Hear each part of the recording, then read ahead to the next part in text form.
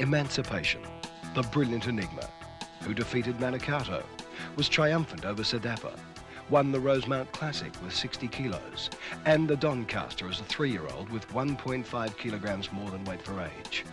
Emancipation did not race as a 2-year-old, but as a 3-year-old put together some minor wins before taking out the T-Rose Stakes at Rose Hill, after which she went to Melbourne for the Edward Manifold Stakes at the Spring Carnival. Reladders the leader by length, the man of Madras, and Emancipation is wider on the track, and they're followed by Prime Walk and Ruling Blood. Coming down to the 200-metre mark, and a Reladders being tackled by Man of Madras, and here comes Emancipation. Emancipation moving up on the outside to tackle Man of Madras and a Relad. Emancipation on the outside, Man of Madras, Emancipation doing too well, and Emancipation coming on for a strong win. After also winning the Carbine Club Stakes at Flemington, she returned to Sydney for the autumn of 1983.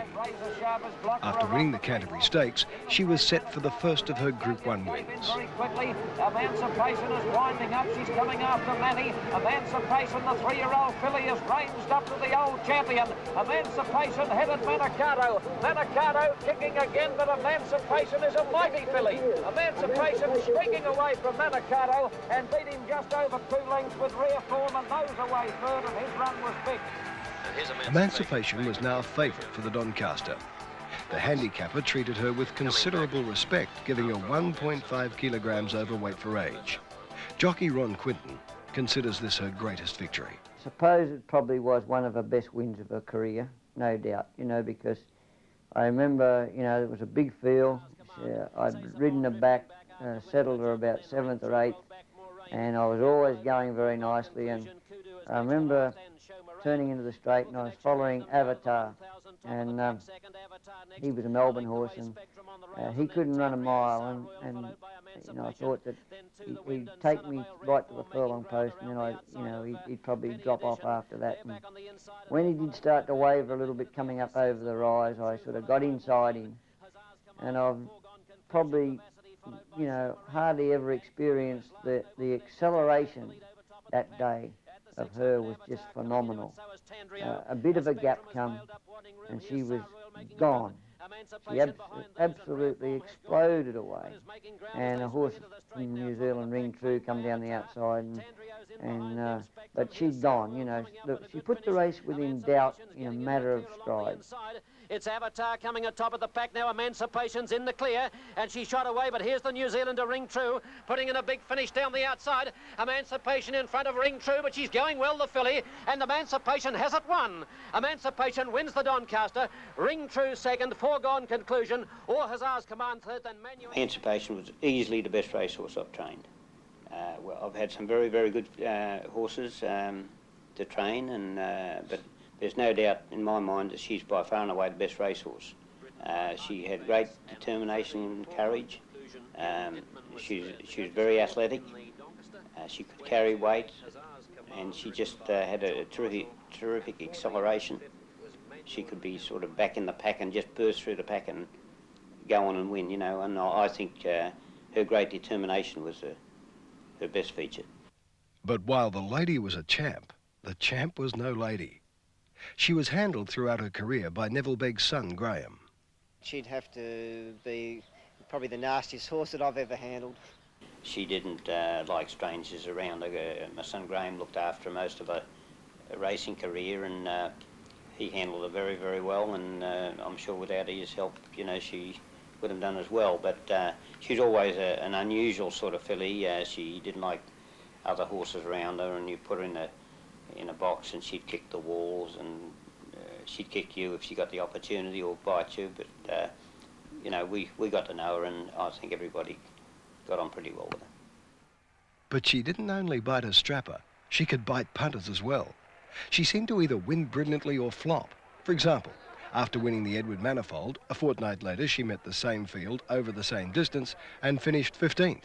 She could be difficult to ride, sometimes she used to hang in.